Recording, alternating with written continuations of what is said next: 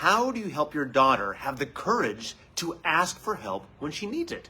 Well, that's our question for today on Tips on Teens. My name is Kent Toussaint. I'm a licensed marriage and family therapist, and I specialize in helping kids, teens, and families to live happier lives. I lead two organizations, Teen Therapy Center and the nonprofit 501c3 organization, Child and Teen Counseling, both here in Woodland Hills, California.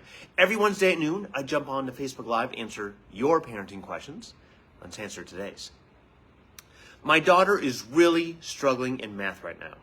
She has a really great teacher who has told the class on numerous occasions that he's available after school to review stuff, and he encourages them to ask questions.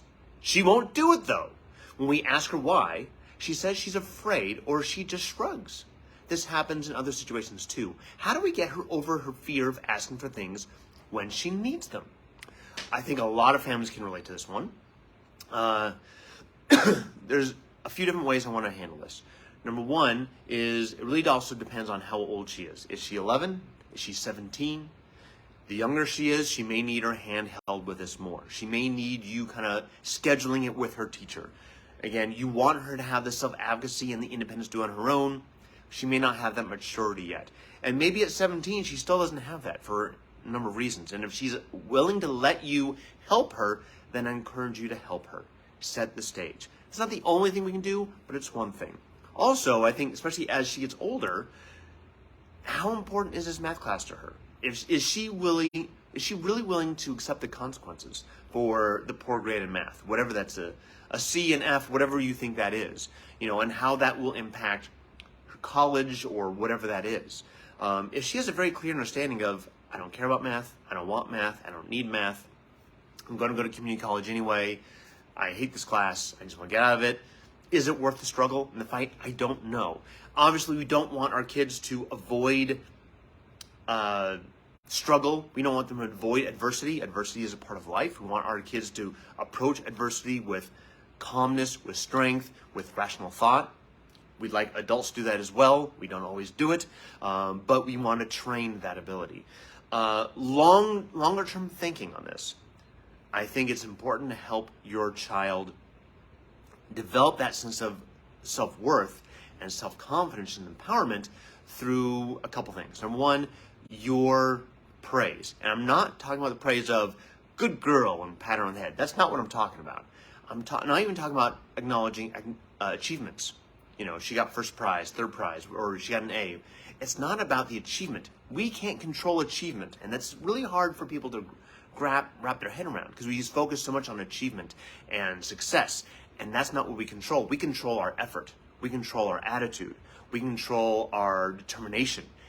Those are things that we can control. And the more you focus on that, we start planting the seed that that's what they do. For example, your daughter gets an A on a test. Instead of saying, hey, congratulations on the A, you say, wow, I can really tell you've been studying. You've been really applying yourself. You've been studying a lot harder lately. I can tell. I see that in the work you're doing. She can control whether she's studying or not.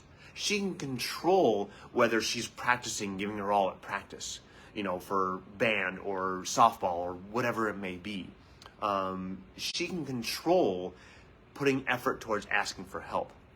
But when we focus so much on the end result, the achievement, there can be so much weight on that because she's measuring herself against everyone else, and no matter what she does, possibly in her mind, it's not good enough. So since I'll never be at the top, I'm not trying at all. And I see a lot of kids get stuck on this because they have this impression that they need to be the elite, the best, and if they're not number one, then it's all worth for naught, and they should just give up and stop. And that's why I really want you to focus more on not the achievement, but the effort and the attitude. Again, you go to her game or her performance, instead of saying, you did great, talk more about, I loved watching you play. I loved watching you perform. I loved seeing you have fun. Those are things she can control. Another thing to kind of piggyback on that is make sure that she has avenues that she enjoys, that she can feel fulfillment, achievement, theater, band, sports, robotics. Again, it doesn't really matter what it is, as long as it is something preferably that is somewhat social, where she gets enjoyment and creative or physical, emotional fulfillment out of? Again, it's a big question, and there's not a simple answer for this. Generally speaking, kids do, as they mature, they get a little older and they get a little more seasoned, they get a little more experience, and they are able to advocate for themselves. But a lot of times kids just need a little help along the way, and the way we help is by giving them our love, our acceptance, and recognizing their efforts and their attitude over achievements. That's our question for today. Thank you very much for sending us your question. If you'd like to have a question answered by me, Ken Toussaint, here on Tips on Teens, email us at tipsonteens@teentherapycenter.com, or you can direct message us right here on Facebook. We love your questions. Thank you so much. From Teen Therapy Center and Child and Teen Counseling, this is Ken Toussaint, and I'll see you guys next week. Bye-bye.